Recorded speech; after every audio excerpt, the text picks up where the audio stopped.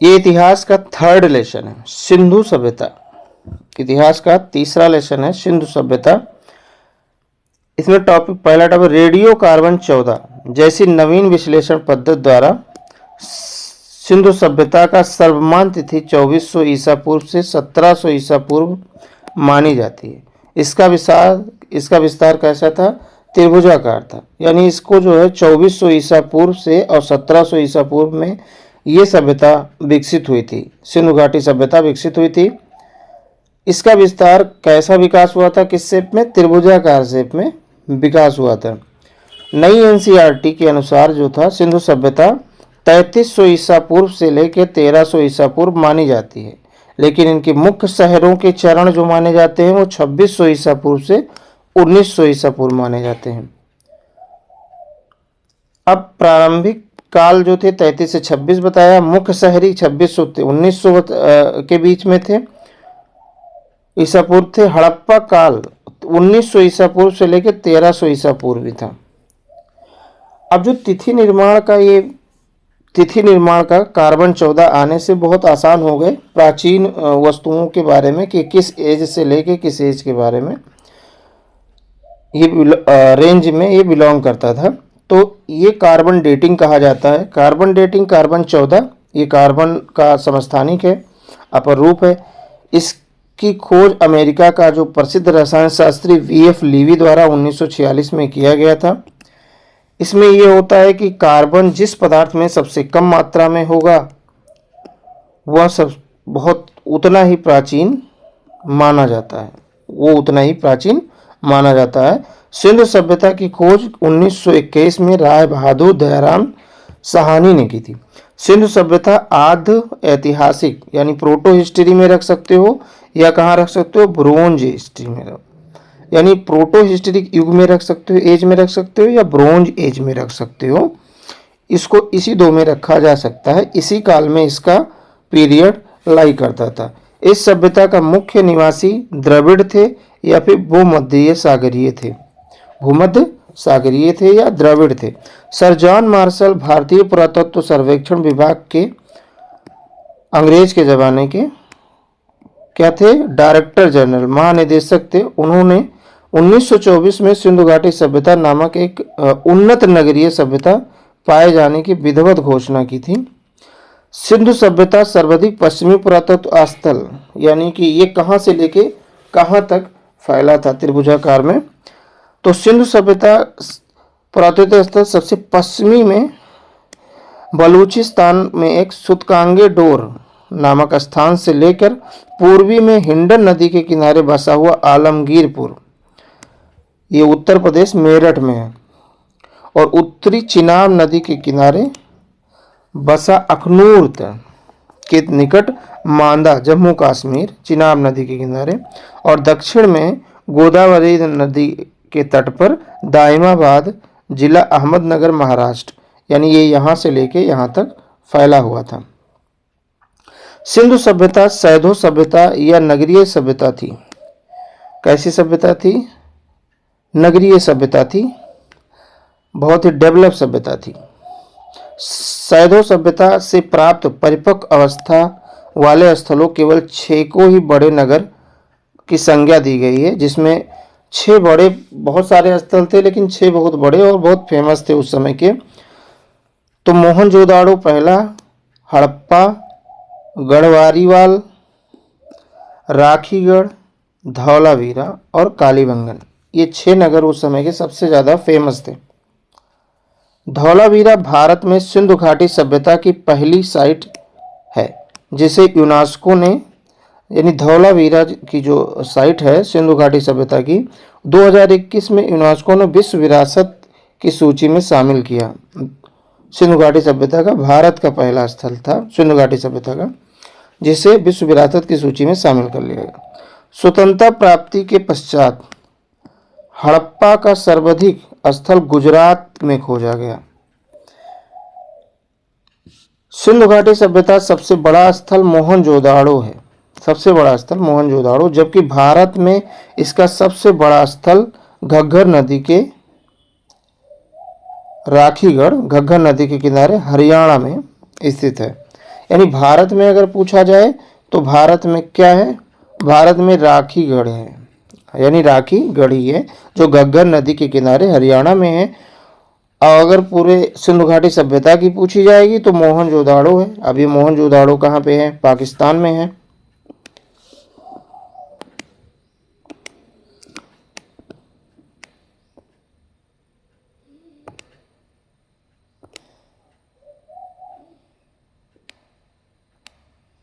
मोहनजोदाड़ो कहाँ पे है, पाकिस्तान में है। नेक्स्ट देखते हैं, हिसार जिला में स्थित है, मतलब ये जो राखी गढ़ी है वो घग्गर नदी के किनारे हरियाणा में हिसार जिला में है। इसकी खोज 1963 में सूरजभान ने की थी। यानी राखी गढ़ी, अभी पूछा जा सकता है कि राखी गढ़ी कहाँ पे है, तो हरियाणा में है। किस नदी के किनारे है, तो घग्गर नदी के किनारे है। खोजकर्ता कौन थे, सूरजभान ने की थी। और किस ईयर में की थी, 1963 में की थी। इससे बहुत फेमस है, इन 6 नगरों के बारे में पूछा जाता है। जो मोहनजोदाड़ो सिंधु सभ्यता के सबसे फेमस नगर 6 थे, मोहनजोदाड़ो, हड़प्पा, गढ़वारीवाल, राखीगढ़, धौलावीरा और कालीबंगन। इनके जो है ज़्यादा से ज़्यादा किस नदी के किनारे, पहले जो शहर थे नदी के किनारे बसते थे, आज भी वही है। तो नदियों के किनारे जो शहर थे, किस नदी के किनारे थे, कौन से शहर में था और इसके खोजकर्ता कौन थे, ये पूछा जाता है। किस ईयर में इसकी खोज की गई थी। लोथल और सुतकांकोदता यानी सुतकांगिडो सिंधु सभ्यता के बंदरगाह था। यानी लोथल एक बंदरगाह, बहुत फेमस लोथल बंदरगाह है, और एक सुतकोतदा ये एक बंदरगाह ये भी था। तो 2 बंदरगाह ये सिंधु सभ्यता के बहुत ही फेमस बंदरगाह थे। जुते हुए खेत और नक्काशीदार ईंटों का प्रयोग का साक्ष्य कालीबंगन से प्राप्त होता है। कालीबंगन यानी कालीबंगन नक्काशीदार ईंटों और जुते हुए खेत प्राप्त होते हैं। मोहनजोदाड़ो से प्राप्त स्नानागार संभवतः सैदो सभ्यता का सबसे बड़ी इमारत थी। यानी सबसे बड़ी इमारत स्नानागार था। ये भी पूछा जाता है कि सिंधु सभ्यता का सबसे बड़ी इमारत क्या थी, तो स्नानागार था, जिसे मध्य स्थित स्नान कुंड जिसके मध्य स्थित स्नान कुंड 11.88 मीटर लंबा है, 7.01 मीटर चौड़ा और 2.43 मीटर गहरा। यानी इसका ये डायमेंशन है, जो जिस स्नानागार जो पाया गया इसका डायमेंशन है। इसका स्नान कुंड में 2 तरफ से उतरने के लिए सीढ़ियां बनाई गई थी और चारों ओर कमरे बनाए गए थे। इसमें भरने के लिए पानी के कुएं से निकाला जाता था।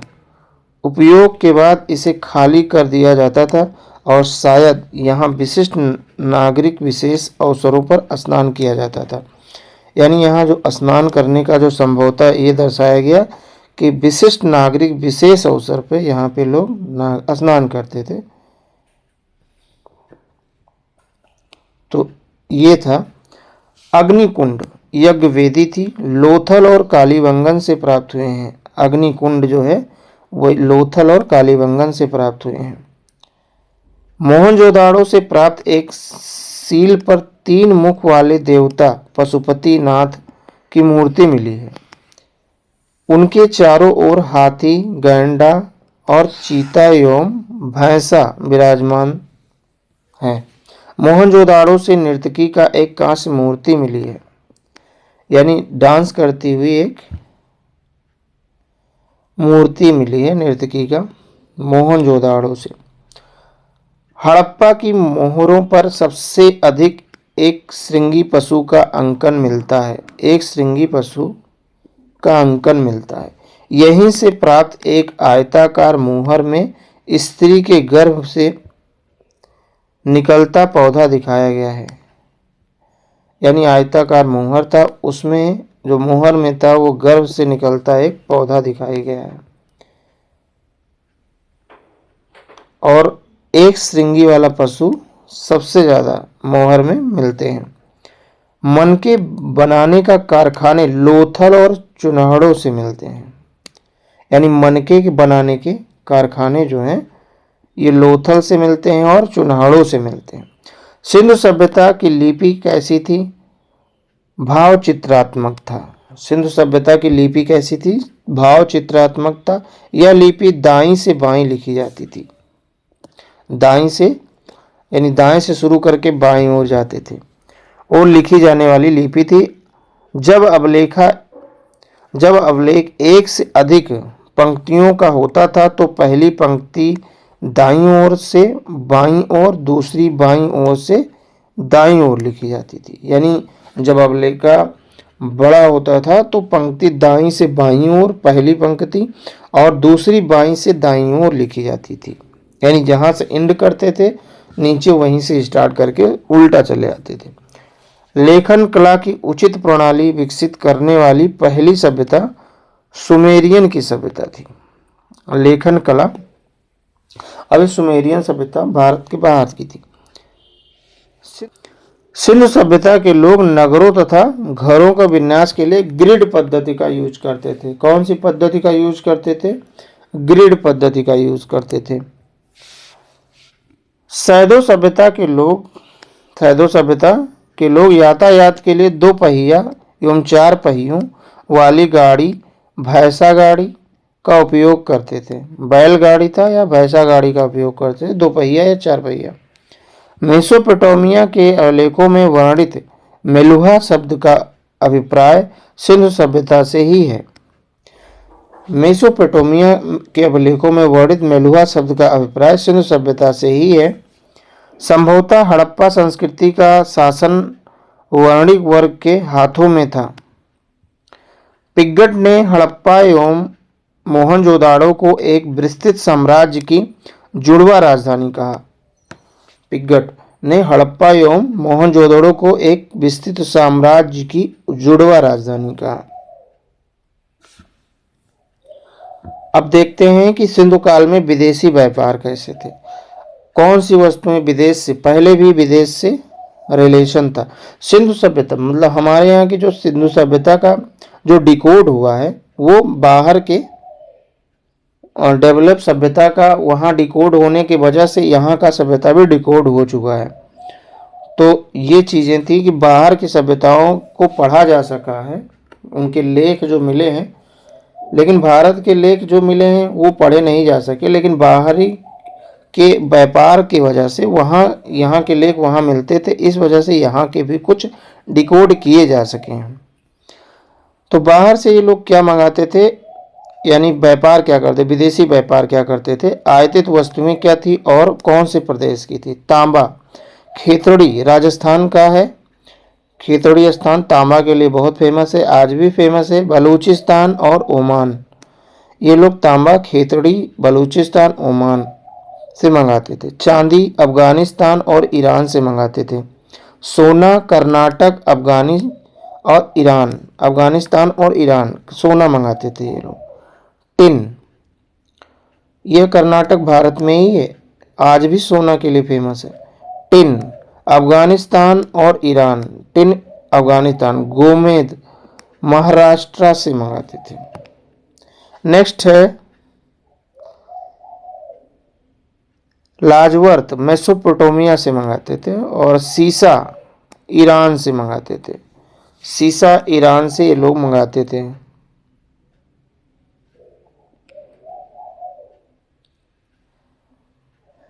तो हमने अभी पढ़ा कि पिग्गट ने हड़प्पा एवं मोहनजोदाड़ो को एक विस्तृत साम्राज्य की जुड़वा राजधानी कहा। जुड़वा राजधानी कहा। सिंधु सभ्यता के लोग धरती को उर्वरकता की देवी मानकर पूजा किया करते थे। वृक्ष की पूजा शिव पूजा का प्रचलन के लिए साक्ष्य थी। सिंधु सभ्यता से मिलते हैं, यानी वृक्ष की पूजा एवं शिव की पूजा का प्रचलन साक्ष्य भी सिंधु सभ्यता से मिलते हैं। यानी सिंधु सभ्यता में वृक्ष की पूजा की जाती थी और शिव की पूजा की जाती थी और धरती को उर्वरकता की देवी को मानकर पूजा किया जाता था। तो ये सब पूछे जाते हैं क्वेश्चंस।